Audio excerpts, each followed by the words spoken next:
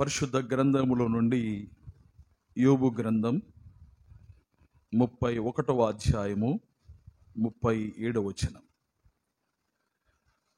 నా అడుగుల లెక్క ఆయనకు తెలియచేసేదను, రాజువలే నేను ఆయన యొద్దకు వెళ్ళెదను. నా అడుగుల లెక్క ఆయనకు తెలియచేసేదను, రాజువలే నేను ఆయన యొద్దకు వెళ్ళెదను. ప్రభు సహాయం కొరకై తల వంచి ప్రార్థన చేద్దాం. పరిశుద్ధుడా, నమ్మదగిన మా ప్రియ పరలోకపు తండ్రి, మీ శ్రేష్టమైన ఉన్నతమైన స్థితిని బట్టి మీకు స్తోత్రాలు చెల్లిస్తూ ఉన్నాం. అల్పులమైన అభాగ్యులమైన మా జీవితాలను మీరు ప్రేమించి, మా జీవితాలకు మీరు అనుగ్రహించిన ఈ శ్రేష్టమైన ఆధిక్యతను తలంచుకొని హృదయపూర్వకముగా మా స్తుతులు మీకు చెల్లిస్తూ ఉన్నాం. విశ్వాసయాత్రలో మీ కొరకు సాక్షులుగా మేం బ్రతకడానికి అనువైన రీతిగా అవసరమైన వనరుగా మీ వాక్యమును మా సొంత భాషలో మీరు మాకు అనుగ్రహించిన దేవుడు, అందును బట్టి మీకు స్తోత్రం. అందులో నుండి యోబు గ్రంథములో యోబు పలికిన మాట ఈ దినాన మీ కృపను జ్ఞాపకం చేసుకుంటూ చదువుకోగలిగాం. మీరిచ్చిన నడిపింపును బట్టి మీకు స్తోత్రం. మీ పక్షాన నిలబడిన మీ దాసుని ఏ రీతిగా మీరు సిద్ధపరిచారో ఆ రీతిగా మాత్రమే మీరు వాడుకొనుట చేత మేమందరము ఆత్మ సంబంధమైన క్షేమాన్ని పొందడానికి మీరే సహాయపడవలసిందిగా మీ సన్నిధిలో వేడుతూ ఉన్నాం. కాని మాట ఏది నోటికి రాకుండా మీరు భద్రపరచండి. ఇవి మీరు మాకు అనుగ్రహించే మాటలు గనుక మేమందరము భయభక్తులతో శ్రద్ధగా మనసు పెట్టి, చెవులు రిక్కించి, మనసును లగ్నం చేసి మీ మాటలు జాగ్రత్తగా వినడానికి, మా హృదయాలలో వాటిని భద్రం చేసుకొని మా జీవితానికి అన్వయించుకొని క్షేమాన్ని మేము పొందడానికి మీరే సహాయించవలసిందిగా వేడుతూ, సహాయము చేయగల మీకే మమ్మను అప్పగించుకుంటూ సమస్త విధమైన సాతాను తంత్రములను, వారి ఆలోచనను మీరు లయపరిచి ప్రశాంతమైన మీ సన్నిధిని మేము నిండారుగా అనుభవించి మిమ్మల్ని గణపరిచే భాగ్యం మీరే అనుగ్రహించవలసిందిగా వేడుతూ, మా ప్రాణ విమోచకుడు రక్షకుడైన యేసుక్రీస్తు వారి శ్రేష్టమైన నామమున స్తోత్రము చెల్లించి వేడుకొనుచున్నాము తండ్రి. ఆమేన్. నా అడుగుల లెక్క ఆయనకు తెలియచేసేదను, రాజువలే నేను ఆయన యొద్దకు వెళ్ళెదను. ఈ మాట పలికిన వ్యక్తి భక్తుడైన యోబు. యోబు గురించిన పరిచయం మొదటి అధ్యాయంలో పరిశుద్ధాత్మ దేవుడు రాయించి ఉంచాడు. అతని దేశం ఊజు, అతని వ్యక్తిత్వం యథార్థత, న్యాయం, భయభక్తి, పరిశుద్ధమైన జీవితం. దాని గురించి పరిశుద్ధాత్ముడు తన గ్రంథంలో రాయించడం మాత్రమే కాకుండా సర్వోన్నతుడైన దేవాది దేవుడు యోబు జీవితాన్ని గురించి తన నోరారా ఇచ్చిన సాక్ష్యము కూడా మొదటి అధ్యాయంలో 2వ అధ్యాయంలో మనము చూడగలం. యోబు గ్రంథం, యోబు జీవితం బైబిల్ గ్రంథంలో ప్రథమమైన జీవితముగా మనము గమనించాలి.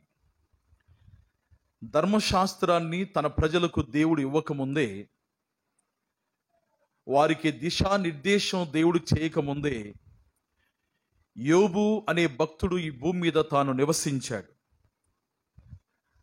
ఈ గ్రంథాన్ని ఎవరు రాశారో, ఎవరి చేత రాయించబడిందో మనకు స్పష్టంగా ఎక్కడా ఆధారము లేదు. కానీ పరిశుద్ధాత్ముడు మాత్రమే ఈ సంగతులు రాయించి ఉన్నాడు అనే సంగతి మాత్రం నిర్దిష్టమైనది. ఆ కారణాన దేవుడు రాయించిన ఈ మాటలు మనందరి జీవితాలకు క్షేమకరమైన మాటలు. యోబు జీవితాన్ని గురించి మనం చాలాసార్లు విన్న సంగతులు అనేకం ఉన్నాయి. మన జీవితాల్లో ఏదైనా చిన్న కష్టం, శ్రమ, ఇబ్బంది ఎదురైనప్పుడు సర్వసాధారణంగా చాలామంది నోట వచ్చే మాట ఏంటంటే, నా జీవితంలో నేను యోబు లాంటి శ్రమలు అనుభవిస్తున్నాను అని అంటూ ఉంటారు.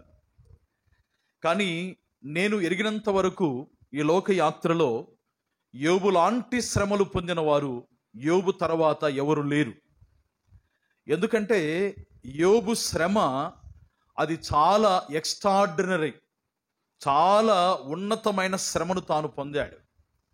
అలాంటి శ్రమలు ఈ లోకయాత్రలో విశ్వాసులుగా మనకు ఎవరికి అన్ని శ్రమలు రాలేదు. అందును బట్టి దేవుణ్ణి మనం ఏం చేయాలి? స్తుతించాలి కాదు, ప్రార్థించాలి. ఏమని? దేవా, యోబు లాంటి శ్రమలు నాకు లేవు నాయనా, యోబు లాంటి శ్రమలు నాకు అనుగ్రహించని ప్రార్థించాలి. శ్రమలు లేనప్పుడు ప్రభును స్తుతించడం కాదు, శ్రమలు లేనప్పుడు ప్రభును ప్రార్థించాలి. అది మనం నేర్చుకోవలసిన ఆత్మ సంబంధమైన పాఠం. యోబు తన జీవిత యాత్రలో తాను అనేక శ్రమలు తాను ఎదుర్కొన్నాడు, అనేక నష్టాలు తాను పొందాడు. తాను భౌతికంగా, శారీరకంగా తాను పొందిన శ్రమల కంటే తాను శ్రమ అనుభవించిన తర్వాత, సమస్తాన్ని కోల్పోయిన తర్వాత తన్ను ఆదరించటానికి వచ్చిన వారి ద్వారా తాను ఆదరణ పొందకపోగా వారి మాటల ద్వారా తన మనస్సు ఎంతగానో బాధించబడింది అనే సంగతులు ఈ అధ్యాయాల్లో మనం చూడగలం. యోబుకు స్నేహితులు ఉన్నారు. స్నేహితులు అనేవారు కష్టాల్లో ఆదుకునేవారు, బాధల్లో ఆదరించేవారు, అనారోగ్యంలో ప్రక్క నుండి బలపరిచేవారు. కానీ యోబు స్నేహితులు విచిత్రమైన వారు. వారి రాకకు కారణం యోబును ఆదరించడమే. కానీ వచ్చిన వారు యోబును ఆదరించకపోగా యోబును అనేక రకాలుగా తప్పులు పడుతూ మాట్లాడారు. ఆ సంగతులన్నీ అనేక అధ్యాయాల్లో మనకు కనబడతాయి. వారు మాట్లాడుతూ ఉండగా యోబు కూడా ఆయా సందర్భాల్లో వారు మాట్లాడిన మాటకు తాను జవాబు చెప్పాడు. చెప్పి తన నిరీక్షణ ఏంటో, తను సృజించిన దేవుని సన్నిధికి తాను ఏ రీతిగా వెళ్ళడానికి సిద్ధంగా ఉన్నాడు అనేది బహిరంగముగా తాను ప్రకటించాడు. అందరూ మాట్లాడిన తర్వాత అదే మాట ఇప్పుడు మనం చదువుకున్నాం. ఆ తర్వాత 32వ అధ్యాయం ప్రారంభములో యోబు గురించి వచ్చిన స్నేహితులు ఒక అభిప్రాయానికి వచ్చారు. అప్పుడు యోబు ఎప్పుడైతే మనం చదువుకున్న వచన భాగాన్ని తాను పలికాడో, ఆ తర్వాత యోబు స్నేహితులు ఇక మాట్లాడకుండా మౌనమైపోయారు. అది 32వ అధ్యాయం మొదటి వచనంలో మనం చూడగలం. యోబు తన దృష్టి యందు తాను నీతిమంతుడై ఉన్నాడని ఆ ముగ్గురు మనుషులు తెలుసుకొని అతనికి ప్రత్యుత్తరము చెప్పుట చాలించిరి అనే మాట మనం చూస్తాం. వీరు చాలించారేమో కానీ మరొకడు వచ్చాడు. అతడు ఆ తక్కువ వయసు గలవాడే, అతని పేరు ఎలీహు అని రాయబడింది. ఇతడు మరలా మాట్లాడడం ప్రారంభించాడు. ఆ సంగతులు ఆ రీతిగా ఉండగా, ప్రాముఖ్యంగా ఈ దినాన మనం జ్ఞాపకం చేసుకోవాల్సిన సంగతి ఏంటంటే, యోబు తాను దేవుణ్ణి ఎదుర్కొనే ఆ జీవితాన్ని గురించి తాను ప్రకటిస్తున్నాడు. యోబు ప్రకటించిన ఈ మాట సాధారణమైన మాట కాదు. ఇది ఎంతో దృఢముగా, విశ్వాసముతో, నమ్మికతో, ధైర్యముగా చెప్పబడుతున్న మాట. ఈ మాట యోబు పలుకుతున్నాడంటే తన స్నేహితుల నోర్లు మూపించటానికి ఇది ఒక సాధనం అని పలకలేదు. లేకపోతే తన స్నేహితులు తన గొప్పతనాన్ని వారు ఎరగాలి అని ఏదో సూచాయిగా మాట మాత్రముగా తాను పలికిన మాట కాదు ఈ మాట. ఈ మాట యోబు నోట రావడానికి కారణం ఏంటంటే, యోబు జీవితంలో తన అడుగులు, తన ప్రవర్తన, తన జీవితం యథార్థముగా ఉంది గనుక తాను ఏమాత్రం తొణికిసలాడకుండా, ఏమాత్రం భయాందోళనకు గురి కాకుండా నేను దేవుని సన్నిధికి వెళ్ళే స్థితిలో ఉన్నాను. నేను దేవుని సన్నిధికి వెళ్ళినప్పుడు నా అడుగుల లెక్క ఆయనకు తెలియజేస్తాను. అంత మాత్రమే కాదు, నేను దేవుని సన్నిధికి ఎట్లా వెళుతానంటే ఏదో తలదించుకొని భయంగా ఏదో గుండెలో భారం పెట్టుకొని వెళ్ళను. నేను రాజు వలె ఆయన దగ్గరికి వెళుతానంటున్నాడు. ఎంత గంభీరమైన మాట ఇది! దేవుని దగ్గరికి, రాజాది రాజు అయిన దేవుని సన్నిధికి, ఆ దేవుని దగ్గరికి ఒక రాజు వలె వెళుతాను అని అనటం నిజంగా యోబుకు ఎంత ధైర్యముగా తన జీవితాన్ని గడిపాడు అనే విషయాన్ని మనం జ్ఞాపకం చేసుకోవాలి. దైవ సన్నిధిలో ప్రార్థించడానికి వచ్చింది హన్నా. దైవ సన్నిధిలో ప్రార్థిస్తున్నప్పుడు ఆమె పలికిన మాటలు ఎంతో దీనంగా ఉంటాయి. అనేక మంది భక్తుల జీవితాల్లో కూడా మనం గమనిస్తే వారు దేవుణ్ణి ఎదుర్కొన్నప్పుడు, దేవుని సన్నిధిలో వారు ప్రార్థించినప్పుడు, దేవుడు వారికి ప్రత్యక్షమైన సందర్భాల్లో వారు ఎంతో దీనులుగా తల వంచుకొని భయముతో వణుకుతో దేవుని సన్నిధిలో సమయాన్ని గడిపారు. కానీ యోబు ఇప్పుడు పలుకుచున్న మాట ఏంటంటే, నేను ఆయన యొద్దకు రాజు వలె వెళతానంటున్నాడు. అంతటి ఆర్భాటముతో వెళుతాను. రాజు ఎంత ఆర్భాటముతో తాను ఉంటాడో మనకందరికీ బాగా తెలుసు. గత సాయంకాలం కూడా ఈ మాట నేను చెప్పాను సహోదరులతో. ఒక దేశపు అధికారి మరొక దేశానికి వస్తున్నాడంటే ఎంత హంగు ఆర్భాటం ఉంటుందో. ఇప్పుడు మన దేశ ప్రధాని మరొక దేశానికి వెళుతున్నాడంటే ఆ ప్రణాళిక, లేకపోతే ఆ ప్రోగ్రాం, ఆ కార్యక్రమము కొన్ని నెలల ముందే ఫిక్స్ అవుతుంది. మన ప్రధాని ఆ దేశానికి పోకముందే ఒక నెల కానీ కొన్ని వారాల ముందు కానీ సెక్యూరిటీ వారు ఆ దేశానికి వెళుతారు. అక్కడ మన ప్రధాని ఏ ఏ స్థలాలు సంచరించాలో, ఎవరెవరితో మాట్లాడాలో ఇవన్నీ ముందుగానే ఫిక్స్ అవుతాయి. ప్రధాని ఆ దేశంలో దిగేటప్పుడు కూడా చాలా హంగు ఆర్భాటం ఉంటుంది. ఆ దేశ సైన్యమంతా, అధికారులందరూ ప్రధాని ఎదుర్కోవడానికి వారు సిద్ధంగా ఉంటారు. ఈ దృశ్యాలన్నీ చాలాసార్లు మనం చూసినవే.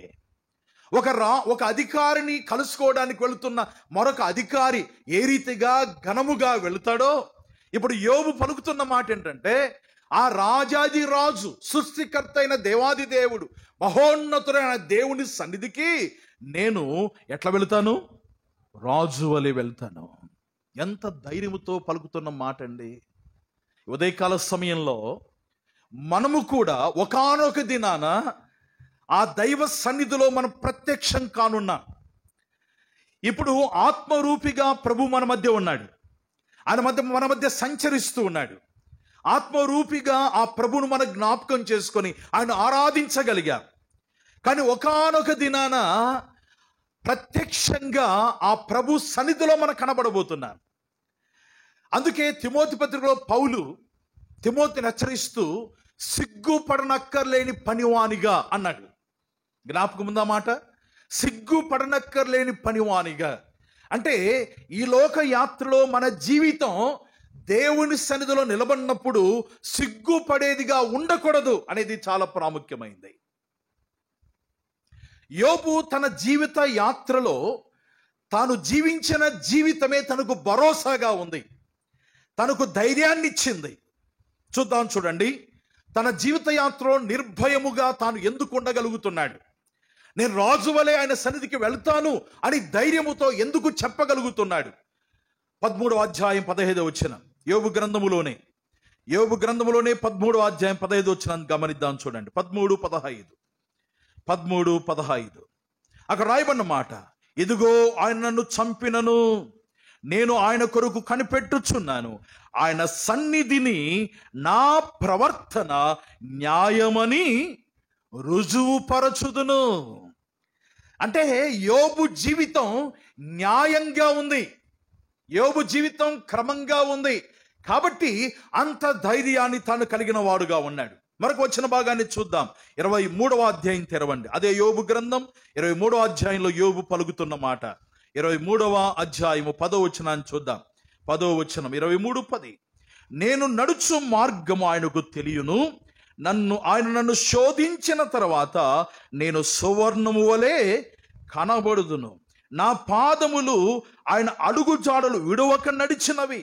నేను ఇటు అటు తొలగక ఆయన మార్గము ననుసరించి తిని, అందుకే నాకింత ధైర్యం.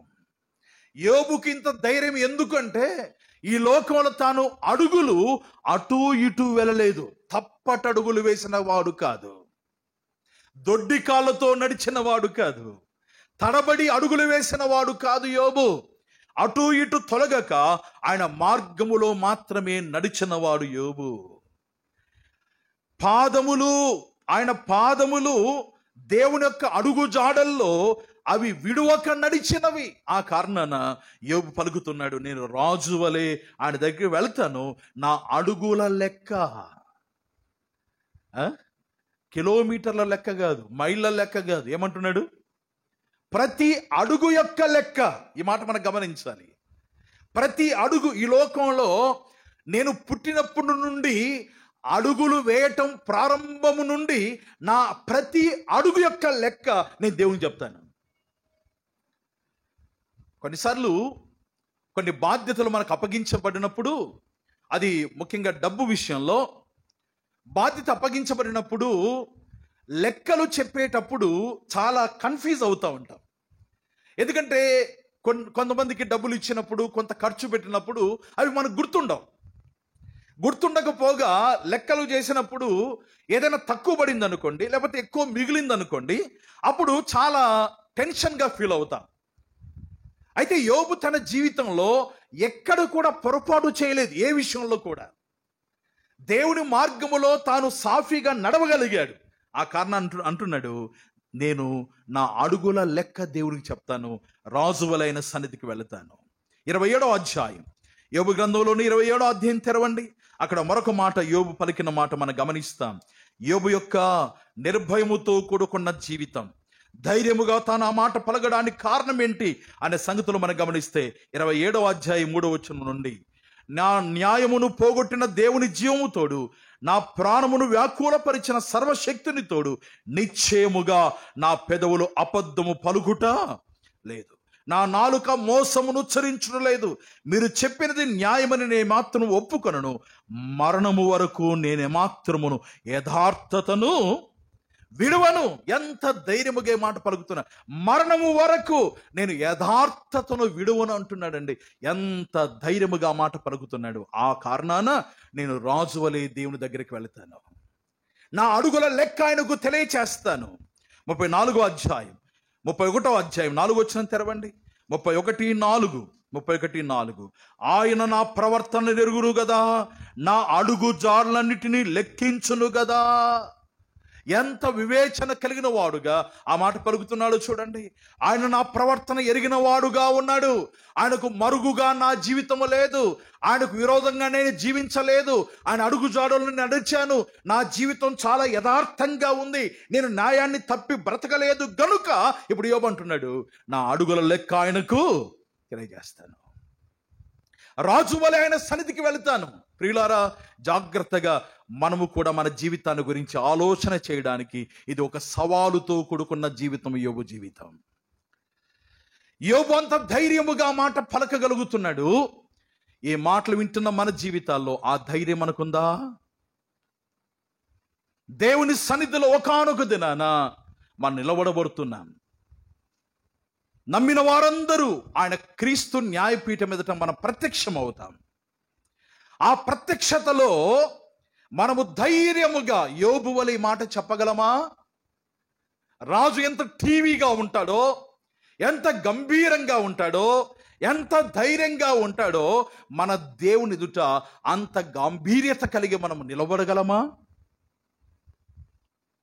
నిలబడాలి. అలాంటి జీవితం మనం జీవించి దేవుని ఎదుట మనము రాజు వలె కనబడడానికి, మన జీవితాన్ని సిద్ధం చేసుకోవడానికి ఈ దినాన దేవుడి మాట మనకు వినిపింపజేస్తా ఉన్నాడు. దేవుని ఎదుట మనం నిలబడతాం. ఆయన వరుసగా మన జీవితాన్ని ఆయన మన ఎదుట ఉంచబోతున్నాడు. మనం చేసిన వాటికి ఆయన ప్రతిఫలాన్ని ఇవ్వబోతున్నాడు. మన కొరకు జీతాన్ని ఆయన సిద్ధపరుస్తున్నాడు. ఇప్పటికే ఆయన ద్వారా మనం మెప్పు, మహిమ, ఘనత పొందాలంటే ఈ లోకములో మన ప్రవర్తన, మన జీవిత విధానం, ప్రతి అడుగు దేవుని సన్నిధిలో లెక్క కట్టబడుతుంది. ఇది దేవుడు పట్టించుకోడులే అనడానికి మన జీవితంలో ఏదీ లేదండి. మన ఈ లోకములో జన్మించిన దినం మొదలుకొని మనం మరణించేంత వరకు, ప్రభు వచ్చేంత వరకు మన జీవితంలో ప్రతి క్షణాన్ని, ప్రతి అడుగును దేవుడు లెక్క కడుతూ ఉన్నాడు. తెలుసా సంగతి? కొన్నిసార్లు మనం అనుకుంటాం ఇది దేవుడు పట్టించుకోలే అనుకుంటాం, ఇది దేవునికి లెక్క లేదని అనుకుంటాం. మన దృష్టిలో లెక్క లేకపోవచ్చేమో, కానీ మనం సృజించిన దేవుని దృష్టిలో ప్రతిదీ లెక్కనే. ఆయన ప్రతిదీ లెక్క అడుగుతాడు. మన బాల్య దశ నుంచి ఆయన లెక్క అడుగుతాడు, మన యవ్వన దశ గురించి ఆయన లెక్క అడుగుతాడు, మన మధ్య వయస్సు నుంచి ఆయన లెక్క అడుగుతాడు, మన వృద్ధాప్యాన్ని గురించి కూడా లెక్క అడుగుతాడు. నేను ముసలిదాన్ని ప్రభువా, అంత పట్టించుకుంటే ఎట్ట ప్రభు అని ప్రభు దగ్గర మనం నాటకాలు వేయడానికి అవకాశం లేదు. ప్రతి అడుగు లెక్క దేవుని సన్నిధిలో దేవుడు అడగబోతున్నాడు. ఆయన అడగక ముందే మనం ఏ విధంగా సిద్ధపడాలంటే, నా అడుగుల లెక్క నేను దేవునికి చెప్తాను, ఏమి నేను సిగ్గుపడను, ఏమి అధైర్యపడను అనే భరోసాతో, ధైర్యముతో ఆ మాట మనం పలకడానికి ఈ లోకంలో మన సిద్ధపాటు కలిగిన వారుగా ఉండాలి. అందుకే సహవాసం, అందుకే వాక్య ధ్యానం, అందుకే వాక్య బోధ, అందుకే దేవుని వాక్యం దేవుడు మనకి ఇచ్చాడు. సిద్ధపాటు నిమిత్తమే. ఎంతవరకు మనం సిద్ధపడుతున్నాం? మన జీవితాలు ఏ రీతిగా ఉన్నాయి ఒక్కసారి పరీక్షించుకోవాలి. సిగ్గుపడేవారుగా ఉన్నామా దేవుని సన్నిధిలో? ధైర్యంగా నిలబడే శక్తి మనకుందా? ఆలోచన చేసుకుని సరి చేసుకుందాం. యోబు జీవితంలో ఇంత ధైర్యముగా ఆ మాటలు పలకడానికి, క్రమంగా తన జీవితాన్ని తాను మలుచుకోవడానికి, తన జీవితాన్ని మొదటి నుండి చాలా భక్తితో తాను గడపగలిగాడు. అతని ధైర్యానికి, అతని జీవితానికి చాలా శ్రేష్టమైన సంగతులు అతని జీవితంలో మనం చూడగలం. అతని ప్రవర్తన ఈ లోకంలో జీవించినంత కాలంలో మరణం వరకు యథార్థతను వదలను అన్నాడు కదండి, న్యాయాన్ని నేను వదిలిపెట్టను అన్నాడు కదండి. ఎందుకు అంత గట్టిగా తన జీవితాన్ని జీవించాడు? ఏ విషయాల్లో తాను ఆ రీతిగా బ్రతికాడో కొన్ని సంగతులు మనం త్వరగా చూసి ఈ సందేశాన్ని ముగించుకుందాం. గమనించండి, మొట్టమొదటిగా యోబు జీవితంలో అతని ప్రవర్తనను మనం గమనించినప్పుడు, అతని ప్రవర్తనలో మొట్టమొదటిగా తన కుటుంబ విషయంలో తన బాధ్యత. యోబు గ్రంథం 1వ అధ్యాయంలో ఈ మాటలు మనం చాలా స్పష్టంగా చూడగలం. తన కుటుంబీకులు అందరూ, నంబర్ 1, కుటుంబీకులందరూ చాలా ఐక్యత గలవారుగా ఉన్నారు. తెలుసా ఆ సంగతి మీకు? యోబుకు కుమారులు 7 మంది, కుమార్తెలు 3. కుమారులు 7 మంది, కుమార్తెలు 3. వీరు 10 మంది కూడా ఎంత ఐక్యముగా ఉన్నారో చూసారా మీరు? వారు ప్రతి దినమున ఒక్కొక్కరి ఇంటిలో ఏం చేసుకుంటున్నారు? విందు చేసుకుంటూ ఉన్నారు. కుటుంబీకుల్లో ఐక్యత, కుటుంబీకుల్లో సమాధానం, కుటుంబీకుల్లో నెమ్మది కలిగి వారు బ్రతుకుతున్నారు. అన్నదమ్ములు, అక్క చెల్లెలందరూ ఐక్యతగా ఉండడానికి కారకులు ఎవరు? తల్లిదండ్రులే.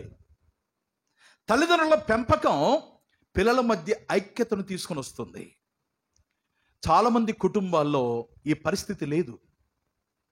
పిల్లల మధ్య ఐక్యత లేదు. ఆ మాటకు వస్తే తల్లిదండ్రుల మధ్య కూడా ఐక్యత లేదు, భార్యాభర్తల మధ్య కూడా చాలాసార్లు ఐక్యత లేని జీవితాలు. కానీ యోబు కుటుంబ జీవితాన్ని మనము పల్లెత్తు మాట కూడా అనకుండా తన జీవితాన్ని, తన కుటుంబాన్ని ఆర్థికంగా తాను కాపాడుకోగలిగాడు. బైబిల్ గ్రంథంలో యెహోషువ పలికిన ఒక స్టేట్మెంట్ చాలా గంభీరమైంది. చెప్పండి, నేనును నా ఇంటి వారును యెహోవాను సేవించదము. ఎంత ధైర్యంతో అన్నమాట. అంటే తన ఇంటి వారందరినీ కలుపుకొని చెప్పగలుగుతున్నాడంటే వారి ఇంట్లో ఎంత సమాధానం ఉంది, ఎంత ఐక్యత ఉంది. యోబు జీవితంలో కూడా మనం చూస్తాం. ఇంటి యజమానుడిగా యోబు పలుకుతున్న మాట, నేను రాజు వలె దగ్గరికి వెళ్తానని. కుటుంబ యజమానుగా యెహోషువ పలికిన మాట, మేము యెహోవాను సేవిస్తామని. కుటుంబ యజమాని ఏదైనా ఎక్కడైనా ఒక మాట చెప్పి వచ్చాడంటే ఇంటికి వచ్చినాక ఉంటుంది కథ. ఎట్టెట్ట చెప్తీవి, ఎట్టెట్ట మాట ఇస్తీవి, మాకు తెలకుండానే చెప్తివా?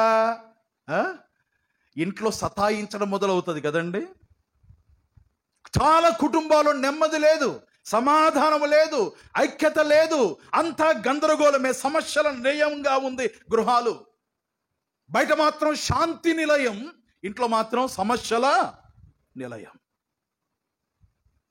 ఇవి కుటుంబాలు కాదండి, ఇవి కుటుంబాలు కాదు, దేవుడు నిర్మించిన కుటుంబాలు కాదు, ఇవి సైతాను జొరబడిన కుటుంబాలు. యోబు కుటుంబంలో సమాధానం ఉంది, నెమ్మది ఉంది. సాతాను ఎన్నిసార్లు ప్రయత్నం చేశాడో యోబు కుటుంబాన్ని చెడగొట్టడానికి. ప్రయత్నం చేశాడు లేదండి? దేవునితోనే సైతాన్ అంటాడు ఒకానొక సమయంలో అదే అధ్యాయంలో, నీవు యోబు కలిగిన దానికి అంతా కంచె వేశావు, అందుకోసం నేను యోబును కదిలించలేకపోయానన్నాడు. అన్నాడు లేదండి? అంటే యోబు కుటుంబము చుట్టూ దేవుని కంచె ఉండడానికి కారణం ఏంటంటే యోబు భక్తి జీవితం. మన కుటుంబము జోలికి, మన సంసారము జోలికి అపవాది రాకుండా ఉండాలంటే మన భక్తిగా జీవిస్తే చాలంతే. దేవుని వాక్యానికి లోబడితే చాలు. భార్యలారా, మీ భర్తలకు అన్ని విషయాల్లో లోబడి ఉండండి. భర్తలారా, మీ భార్యలను ప్రేమించండి, వాక్యానికి లోబడండి. ఎందుకు సమాధానం ఉండదు? ఎందుకు ఐక్యత ఉండదు? ఎందుకు నెమ్మది ఉండదు? ఎందుకు శాంతి కుటుంబంలో ఉండదు? ఎందుకు గందరగోళ పరిస్థితి ఉంటుందంటే దేవుని వాక్యానికి లోబడకుండా ఉండుట చేతనే. యోబు ధైర్యముగా అంటున్న, నా అడుగుల లెక్క దేవుని తెలియజేస్తాను, రాజు వలెనే ఆయన దగ్గరికి వెళతానంటే నా కుటుంబ సాక్ష్యం బాగుంది. కుటుంబంలో సాక్ష్యం ఉండాలి. దేవుని పిల్లలారా, మనము ధైర్యముగా దేవుని సన్నిధిలో నిలబడాలంటే ఏ దోషారోపణ లేకుండా మన జీవితాలు కాపాడుకోవాలి. అధ్యాయంలోకి రండి. ముందు వచ్చిన అధ్యాయంలోకి 29వ అధ్యాయంలో 11వ వచనం చదువుకుంటూ వెళితే అక్కడ కూడా చాలా శ్రేష్టమైన మాటలు కనబడతాయి. 29వ అధ్యాయం 11వ వచనం ఉండండి. నా సంగతి చెవినబడిన ప్రతివాడు నన్ను అదృష్టవంతునిగా ఎంచెను, నేను కంటబడిన ప్రతివాడు నన్ను గూర్చి సాక్ష్యం ఇచ్చెను. ఎలైనగా మొరపెట్టిన దీనులను, తండ్రి లేని వారిని, సహాయం లేని వారిని నేను విడిపించి తిని, నశించుటకు సిద్ధమైన వారి దీవెన నా మీదకు వచ్చాను. విధవరాండ్ర హృదయమును సంతోషపెట్టి తిని, నేను నీతిని వస్త్రముగా ధరించుకొని ఉంటిని గనుక అది నన్ను ధరించెను. నా న్యాయ ప్రవర్తన నాకు వస్త్రమును పాగయు ఆయను. గ్రుడ్డి వారికి నేను కన్నునైతిని, కుంటి వారికి పాదములైతిని, దరిద్రులకు తండ్రిగా ఉంటిని, ఎరగని వారి వ్యాజ్యమును నేను శ్రద్ధగా విచారించి తిని. ఎంత శ్రేష్టమైన జీవితాన్ని జీవిస్తున్నాడు యోబు అండి. యోబు జీవితం అట్లా ఉంటే మన జీవితం అట్లా ఉంది.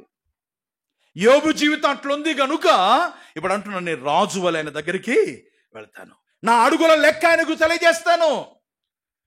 నేను ఒక్కడనే కడుపు నిండా తిన్నోని కాదు, నేను ఒక్కడనే వస్త్రాలు ధరించిన వాడిని కాదు, నేను ఒక్కడనే సుఖపడిన వాడిని కాదు.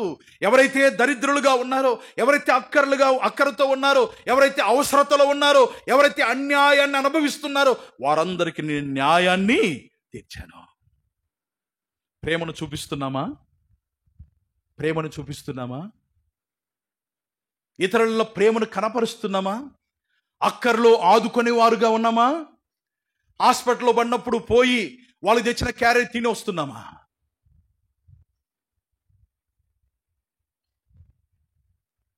నేను చాలా సందర్భాల్లో ఈ దృశ్యాన్ని చూశానండి. హాస్పిటల్లో చావు బతుకుల మధ్య ఉంటారు. వారి బంధువులు ఎవరో ఆ ఊర్లో ఉన్నవారు క్యారెట్లు తెచ్చింటారు. పోయిన బంధువులు కూర్చొని ఆ క్యారెట్లు ఇప్పుకొని తినుకుంటూ కూర్చుంటారు. ఆడ విశ్వాసులే. ప్రేమను కనపరచడం అదా? యోబు ఎవరిని తాను కాదనకుండా అందరికీ తాను సహాయం చేసేవాడుగా ఉన్నాడు. ఎంత ప్రేమను కనపరిచేవాడంటే యోబు, ఎవరు కూడా యోబును దూషించిన వారు కాదు. యోబు ఒక సందర్భంలో అంటాడు, నా జీవితం అది నెయ్యిలో పడినట్టు అయిపోయింది అంటాడు. అంత శ్రేష్టముగా తను జీవించాడండి. ప్రజలను ఎంతగానో ప్రేమించాడు.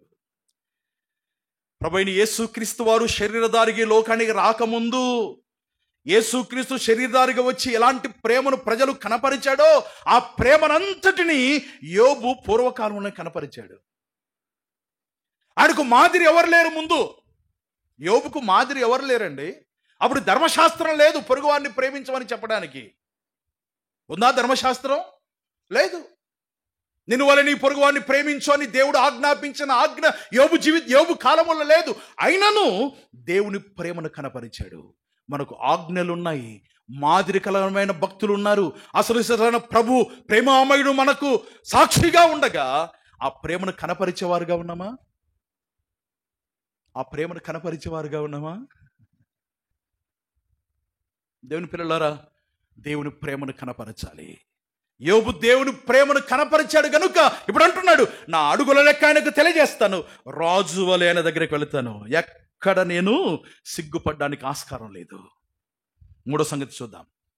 మొదటి సంగతి, తన కుటుంబంలో క్షేమాన్ని తాను కలిగిన వాడుగా ఉన్నాడు గనక ధైర్యంతో ఉన్నాడు. రెండవదిగా ప్రేమ చూపించాడు గనక ధైర్యంగా ఉన్నాడు. 31వ అధ్యాయంలో 27, 34 వచ్చిన చదువుదాం. 27వ వచనం, 31వ అధ్యాయం 27వ వచనం. నా హృదయం రహస్యముగా ప్రేరేపబడి వారి తట్టు చూచి నా నోరు ముద్దు పెట్టిన పరమందున్న దేవుని దృష్టికి నేను వేషధారణ ఆ తర్వాత 34 వచ్చిన మహాసమూహం భయపడి కుటుంబంలో తిరస్కారం జడిచియు నేను మౌనుగా ఉండి ద్వారము దాటి బయలు వెళ్ళక రొమ్ములో నా పాపమును కప్పుకొనేలా పరమున్న దేవుని దృష్టికి నేను వేషధారణ అవుదును అంటున్నాడు. అంటే యోబు దృష్టిలో ఎట్లున్నాడు? యథార్థంగా ఉన్నాడు. యోబు యథార్థవంతుడని ముందు వచ్చిన అధ్యాయంలో రాయబడింది కదండి. అది యథార్థవంతుడును న్యాయవంతును దేవునియందు భయభక్తులు కలిగి చెడుతనమును విసర్జించిన వాడు. యోబు యథార్థవంతుడండి. ఏది యోబు జీవితంలో మరుగుగా లేదు, ఏది మరుగుగా లేదు. అంతా తెరిచిన పుస్తకం మాదిరి. రాజకీయ నాయకులు అంటున్నారు, వైట్ పేపర్ సమర్పించవచ్చు కదా అంటున్నారు మిగతా ప్రత్యర్థులను. అంటే మీరు పెట్టిన ఖర్చు అంతా అందరికీ తెలిసినట్టుగా చేయొచ్చు కదా చెప్తారా? యథార్థత లేదు. నేటి దినాల్లో విశ్వాసుల్లో అంతా వేషధారమే, అంత వేషధారణే. పైకి చూడ్డానికి చాలా పటపట కనపడతారు, లోపల మాత్రం అంతా కుళ్ళు కుతంత్రాలు, ద్వేషం, అసూయ. పైకి మాత్రం ఎంతో సంతోషంగా ఉన్నట్టు ఉంటారు, లోపల మాత్రం అశాంతి, అసమాధానం. పలకరింపులు బాగా ఉంటాయి కానీ లోపల మాత్రం పలకలు పేరుకొని పోయి ఉంటాయి, అశాంతి. వేషధారితనముతో జీవించే వారి జీవితాలు దేవుని ఎదుట ధైర్యంగా ఉండలేవండి. యథార్థంగా ఉన్నామనుకోండి ఎంత ధైర్యం ఉంటుందో. సత్యం పలికామండి అనుకోండి ఎంత ధైర్యం ఉంటుందో. ఒక్కసారి అబద్ధం ఆడామంటే జీవితాంతం అబద్ధం మీద అబద్ధమే. ఇంకా అట్లా కాకుండా ఉన్నదంటూ చెప్పినావు అనుకో, ఉన్నత సంగతి అయిపోయింది అక్కడికి.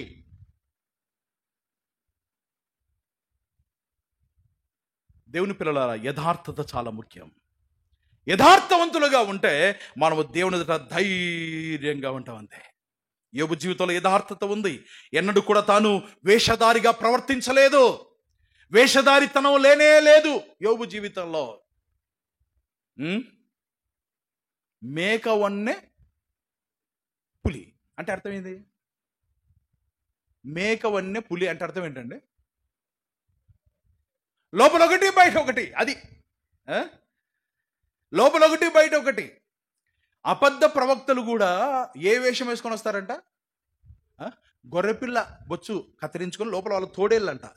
లోపల తోడేళ్ళు, బయటికి మాత్రం గొర్రెపిల్లక ప్రైజ్లాడు మారనత హల్లెలూయా స్తోత్రం వదనాలు. పైకి మాత్రం ఎంత బాగుంటుందో విశ్వాస జీవితం. అందుకే తిమోతిలో పౌలు హెచ్చరిస్తూ పైకి భక్తి గల వారై ఉండి దాని శక్తిని ఆశ్రయించని వారు. పైకి భక్తి. యథార్థమైన జీవితం చాలా అవసరం. ఉన్నది ఉన్నట్టు అంతే.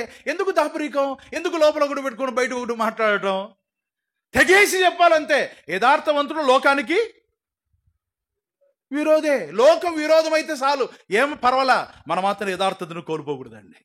యథార్థం ఎవరైనా ఏమన్నా అనుకొని, ఎవరైనా ఏమన్నా బాధపడి ఉన్నది ఉన్నట్టు చెప్తున్నారంతే. యథార్థత అవసరం. ఉన్నది ఉన్నట్టుగా జీవించాలండి. దేవుడు యథార్థవంతులను ఆయన ఏం చేస్తాడండి? బలపరుస్తాడు, ఆయన బలం ఇస్తాడు. యోబు అంత ధైర్యముగా దేవుని సన్నిధికి నేను వెళ్తాను, రాజు వలైన దగ్గర కనబడతాను అనే కారణం ఏంటంటే తన జీవితంలో యథార్థత. అసలు మాట మరుగు చూద్దాం. 4వ మాటగా 31వ అధ్యాయంలోనే మొదటి వచనం చదువుదాం. నేను నా కన్నులతో నిబంధన చేసుకుంటుని, కన్యకను నేలాగు చూతును, కన్యకను నేలాగు చూచుదును.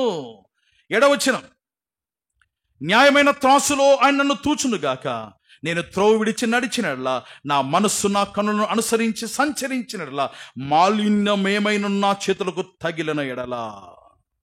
9వ వచనం, నేను హృదయమున పరస్త్రీని మోహించిన ఎడల, నా పొరుగువాని ద్వారమున నేను పొంచి ఉన్న ఎడల, నా భార్య వేరొకని తిరగలి విసురును గాక, ఇతరులు ఆమెను కూడుదురు గాక. బా, యోబు ఎంత పవిత్రంగా తన జీవితాన్ని కాపాడుకుంటున్నాడు.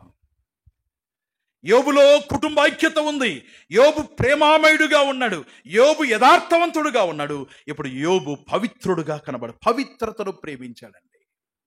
తన కన్నులతో ఏం చేసుకున్నాడండి? నిబంధన చేసుకున్నాడట. ఏమి నిబంధన? అపవిత్రమైంది ఏది నేను చూడకూడదు, కన్యకుని నేను చూడకూడదు, నా పొరుగువాని భార్య వైపు నేను చూడకూడదు. అంటే పరిశుద్ధత విషయంలో తాను ఎంతో ఉన్నతమైన తీర్మానం కలిగిన వాడుగా ఉన్నాడు తన జీవితాన్ని కాపాడుకోవడానికి. పెద్దలారా, యవనస్తులారా, పరిశుద్ధత విషయంలో మన తీర్మానం ఏంటి? పరిశుద్ధంగా జీవించగలుగుతున్నామా? ఏదైతే మన జీవితాన్ని అపవిత్రపరిచేదిగా ఉందో దానికి మనం దూరముగా వెళ్ళాలి, దాని దరిదాపుల్లో ఉండకూడదు. యోసేపు అంగి విడిచి, పై వస్త్రాన్ని విడిచి నెక్స్ట్ ఏం చేశాడు? ఏం చేశాడన్నా? పై వస్త్రాన్ని ఆమె చేతిలో విడిచిపెట్టి యోసేపు ఏం చేశాడు? మళ్ళీ పోయి పనుల్లో ఉన్నాడనుందా? తన పని తాను చేసుకుంటూ ఉన్నాడనుందా? నో, పారిపోయాడు, దూరంగా పారిపోయాడు. అపవిత్రత ఎక్కడైతే ఉందో, మన జీవితం అపవిత్రత ఎక్కడైతే ప్రవేశిస్తుందో, అది స్థలం కావచ్చు, వస్తువు కావచ్చు, వ్యక్తులు కావచ్చు, పరిసరాలు కావచ్చు, ఆ ప్రభావం కావచ్చు, ఏ దాని నుండైనా మనము దూరంగా ఉండి మన పవిత్రతను కాపాడుకోవాలి. పవిత్రత కాపాడుకోగలుగుతున్నామా? నోటి పవిత్రత, చూపు పవిత్రత, ఆలోచన పవిత్రత, ప్రవర్తనలో పవిత్రత చాలా అవసరం అండి. కన్యకల వైపు చూడొద్దు, స్త్రీల వైపు చూడొద్దు, నువ్వు అపవిత్రత వైపు చూడొద్దు, సీరియళ్ళు చూడొద్దు, అపవిత్రమైన షార్ట్స్ చూడొద్దు.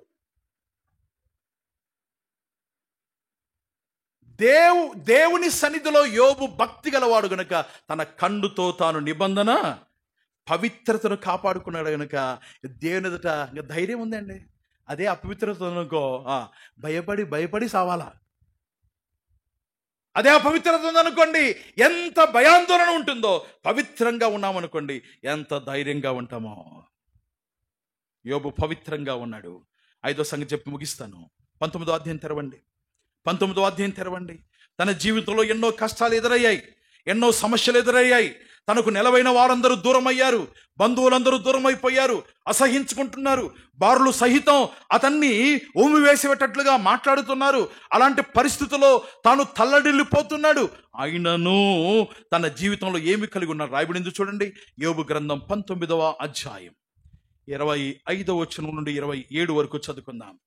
25 నుండి 27 వరకు. అయితే నా విమోచకుడు సజీవుడనియు, తర్వాత ఆయన భూమి మీద నిలుచుననియు నేను ఎరుగుదును. ఇలాగు నా చర్మము చీకిపోయిన తర్వాత శరీరముతో నేను దేవుని చూచెదను, నా మట్టుకు నేనే చూచెదను, మరి ఎవరును కాదు, నేనే కన్నులారా ఆయనను చూచెదను, పరాయి వారిని చూచినట్టు కాదు, సొంతోడిని చూసినట్టు చూస్తాను.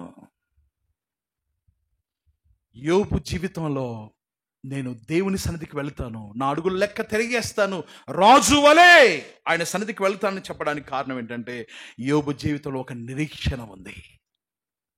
ఒకానొక దినాన నా ప్రభుని నేను కళ్ళారా చూడబోతున్నాను, అదొకటి నాకు చాలు అనే ఒక నిరీక్షణ, ఒక ధైర్యం యోబు జీవితానికి అంతటి భరోసానిచ్చింది. పై వచనాలు మనం గమనిస్తే 13వ వచనం చూడండి. ఆయన ఆయన నా సోదర జనమును నాకు దూరము చేసి ఉన్నాడు.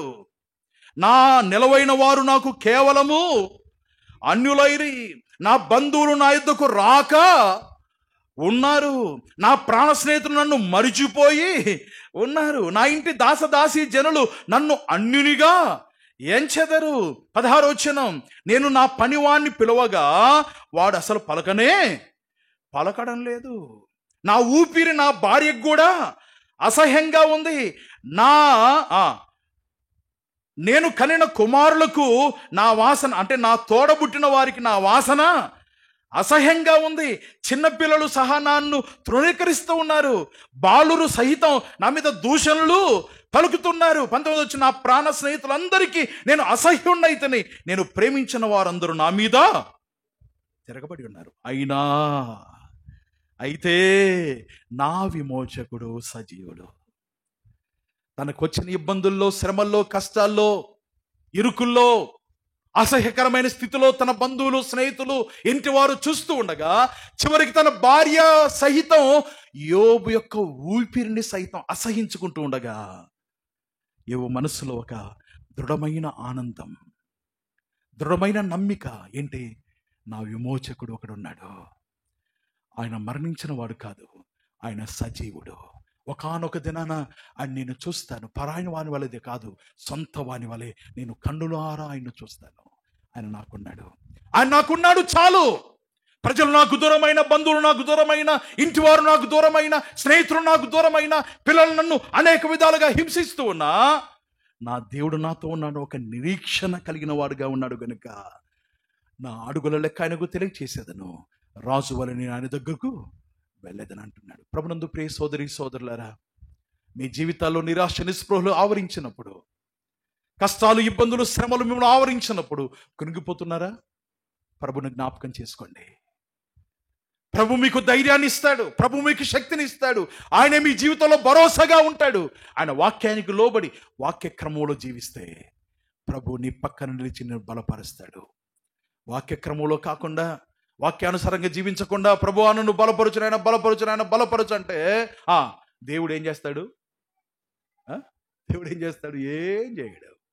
ముందు మన హృదయం నిష్కలంకంగా ఉండి దేవుని మీద ఆధారపడితే దేవుడు ధైర్యాన్ని ఇస్తాడు, బలాన్ని ఇస్తాడు, శక్తిని ఇస్తాడు. యోబు జీవితంలో ఆ రీతిగా తాను ఒక భరోసాతో పలుకుతున్నమాట, నా విమోచకుడు సజీవుడిగా ఉన్నాడు.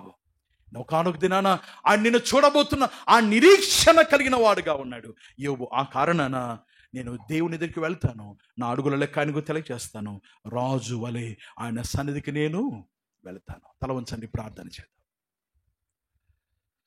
అందరూ తల వంచండి, కళ్ళు మూయండి. ప్రభు పాద సన్నిధిలో మన జీవిత యాత్ర ఏ రీతిగా ఉంది?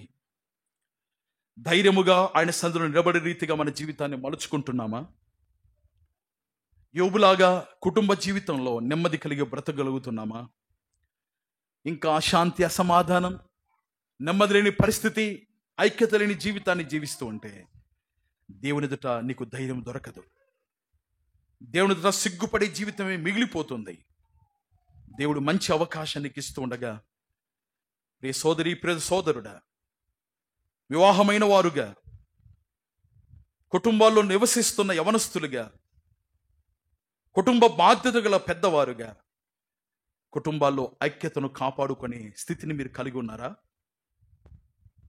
యోబు లాంటి పవిత్రమైన కుటుంబ జీవితాన్ని జీవించగలుగుతున్నారా? అట్లయితే దేవుని సన్నిధిలో ధైర్యంగా ఉండగలుగుతారు. యోబు పలికినట్లు మీరు కూడా పలకగలుగుతారు. ఒకవేళ అలాంటి జీవితం లేకపోతే ఇప్పుడే ప్రభు నీతో మాట్లాడుతుండగా, ఎవరితో నీకు అవసరం లేదు, నీ జీవితం నీకు ముఖ్యం, నీ బ్రతుకు నీకు ముఖ్యం, నీ కుటుంబ జీవితం నీకు ముఖ్యం.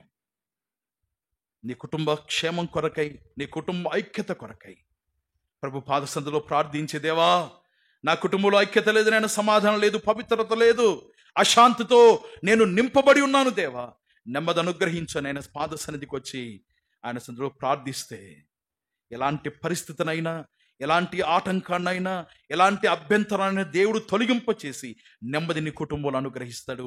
యోబు ప్రతిదినమున అరుణోదయం లేచి తన కుటుంబం కొరకే ప్రార్థించిన వాడుగా ఉన్నాడు. తద్వారా దేవుని ఎదుట ధైర్యము గల వాడుగా ఉన్నాడు. ప్రేమ చూపించే విషయంలో యోబు ఎక్కడ రాజీ పడలేదు. అందరికీ చేతులు చాపిన వాడుగా ఉన్నాడు.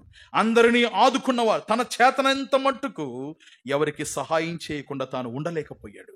మన జీవితాలు ఏ రీతిగా ఉన్నాయి? ప్రేమను చూపిస్తున్నామా? అక్కరలో సహాయకులుగా ఉన్నామా? ఆపదలో ఆదుకునేవారుగా ఉన్నామా? అనారోగ్య పరిస్థితుల్లో ఆదరించేవారుగా ఉన్నామా? పరీక్షించుకుందాం. లేనట్లయితే తీర్మానం చేసుకునేకుండా వెళదాం. యథార్థవంతుడిగా యోబు జీవించి వేషధారిగా లేడు. పైకొకటి లోపలికొకటి కాదు, ఉన్నదిన్నట్టుగా బ్రతుకు జీవించటం అనేది చాలా ప్రాముఖ్యమైంది. యథార్థవంతులుగా మనం ఉంటే ధైర్యం మనకు వస్తుంది. దేవుని ఎదుట ధైర్యముగా మనం నిలబడేవారుగా ఉంటాం. పవిత్రమైన జీవితాన్ని ప్రేమించిన వాడు యోబు. తన జీవితాన్ని పవిత్రంగా కాపాడుకున్నాడు. పాపము జోలి తాను వెళ్లకుండా, పాపము తను అంటకుండా, లోక మాలిన్యం అంటకుండా తన జీవితాన్ని కాపాడుకోగలిగాడు. పవిత్రత విషయంలో మన స్థానం ఏ రీతిగా ఉంది? ప్రభు సన్నిధిలో ఆయనకు సమర్పించుకుంటే పవిత్రుడైన దేవుడు మనం పవిత్రంగా ఉంచగలుగుతాడు. శక్తి ఆయన అనుగ్రహిస్తాడు. శోధన జయించడానికి, అపవాది తంత్రాలను జయించటానికి, వాని ఆలోచనలను అధిగమించి దేవుని కొరకు జీవించడానికి దేవుడి శక్తిని ఇస్తాడు. పవిత్రతను కాపాడుకుందాం. పవిత్రత లేకుండా ఎవరు కూడా ప్రభును చూడరు. యోబు పవిత్రంగా ఉన్నాడు గనుక దైవ సన్నిధిలో నేను రాజు వలె వెళ్తానంటున్నాడు. చివరగా యోబు జీవితం నిరీక్షణ గలవాడుగా ఉన్నాడు. ప్రజలకు తాను దూరమైన, అందరూ అసహ్యపడుతున్నా, అందరూ చీదరిస్తూ ఉన్నా, దూషిస్తూ ఉన్నా, నిలవైన వారందరూ దూరమైన, ప్రాణ స్నేహితులందరూ అర్థం చేసుకోలేకపోయినా నా దేవుడు నాకున్నాడనే ఒక నిరీక్షణ కలిగిన వాడుగా తను జీవించగలుగుతున్నాడు కనుక దేవుని ఎదుట తను ధైర్యముగా చెప్పగలుగుతున్నాడు. నా అడుగుల లెక్క ఆయనకు తెలియజేసేదను, రాజు వలైన సన్నిధికి వెళతాను. ప్రియ సోదరి సోదరులరా, మీ జీవితాలు ఈ రీతిగా ఉన్నాయి. పరీక్షించుకుందాం, సరి చేసుకుందాం, జీవితాన్ని బాగు చేసుకుందాం. ఎంతకాలం అశాంతితో, అసమాధానంతో, యథార్థత లేని జీవితంతో, పవిత్రత లేని జీవితంతో, నిరీక్షణ లేని జీవితంతో ఎంతకాలం ఈ లోకంలో బ్రతుకుతాం? కాలం కొద్దిగా ఉంది. వచ్చున్నవాడు ఆలస్యం చేయక రాబోతున్నాడు. ఆయన వచ్చినప్పుడు ఆయన చేత మనకు మెప్పు, మహిమ, ఘనత కలగాలంటే ఇక్కడే మన జీవితాన్ని సరి చేసుకోవాలి. ఇంకా మీలో ఎవరైనా యేసు ప్రభువు వారికి జీవితాన్ని అప్పగించకపోతే, ఇంకా పాపములో బ్రతుకుతూ ఉంటే, ఆయన సన్నిధిలో నిలబడే యోగ్యత మీకు లేదు. ఆయన ప్రేమమైన దేవుడు నిన్ను ప్రేమించి పిలుస్తుండగా, ఆయన సన్నిధి భాగ్యానికి ఇవ్వడానికి ఇష్టపడుతూ ఉండగా, ఈ దినాన్ని హృదయాన్ని దేవునికి ఇస్తావా? సంపూర్ణంగా నీ జీవితాన్ని దేవుని సమర్పిస్తే ఆయన సన్నిధిలో నిలబడే యోగ్యతను పొందుతావు. యోగ్యత పొందిన వారముగా, ధైర్యముగా ఆయన సన్నిధిలో నిలబడడానికి యోబు లాంటి జీవితాన్ని జీవిద్దాం. సమర్పణ కలిగిన జీవితాన్ని జీవిద్దాం. సరి చేయబడిన జీవితాలతో ఇక్కడి నుంచి వెళదాం. పరిశుద్ధుడైన మా తండ్రి, ప్రేమామయుడ మీకు స్తోత్రం. యోబు జీవితం ఆదర్శపరాయమైన జీవితం. యోబు జీవితం మాదిరికరమైన జీవితం. ఈ దినాన ఆ భక్తుణ్ణి మా దగ్గరికి మీరు తీసుకుని వచ్చారు. నా అడుగుల లెక్క ఆయనకు తెలియచేసేదను, రాజు వలె ఆయన సన్నిధికి నేను వెళుదను. పలికిన మాట ఎంతో ధైర్యముతో కూడుకున్న మాట. ఒక హెచ్చరికగా మేము దిద్దుబాటు పొందడానికి ఈ దినాన ఆ మాట ఆధారముగా మీరు మాతో మాట్లాడినందుకు మీకు స్తోత్రం. విన్న సంగతులు మా జీవితాలకు సంపూర్ణంగా అన్వయించుకొని, లోపాలు ఏ ఉన్నాయో సరి చేసుకొని, మీలో ఆనందిస్తూ ధైర్యము గలవారముగా మీ సన్నిధిలో నిలబడే జీవితాన్ని మాలో ప్రతి ఒక్కరికి మీరు అనుగ్రహించవలసిందిగా వేడుతున్నాం. హృదయంలో మీకు స్థానం ఇవ్వకుండా ఇంకా పాప జీవితాన్ని జీవిస్తూ మీకు దూరస్తులుగా ఉన్న ప్రజలను కూడా మీ సన్నిధిలో జ్ఞాపకం చేస్తూ వారి జీవితాలు కూడా మీరు సరి చేయండి, దీవించండి. దాన్ని చేరువచ్చిన బిడ్డలందరిని బట్టి కూడా మీకు స్తోత్రాలు చెల్లిస్తూ, ప్రత్యేకంగా మధ్యాహ్నం నుండి నీట్ పరీక్ష రాయిపోతున్న యవనస్తులందరినీ మీ సన్నిధిలో జ్ఞాపకం చేస్తూ ప్రతి ఒక్కరికి మీ కృపా సహాయాన్ని అనుగ్రహించవలసిందిగా వేడుతూ, రక్షకుడు, ప్రాణప్రియుడు, మోచకుడైన యేసునాథుని శ్రేష్టమైన నామమున, అతి పరిశుద్ధమైన నామమున విశ్వాసముతో స్తోత్రించి వేడుకొనుచున్నాము తండ్రి. ఆమేన్.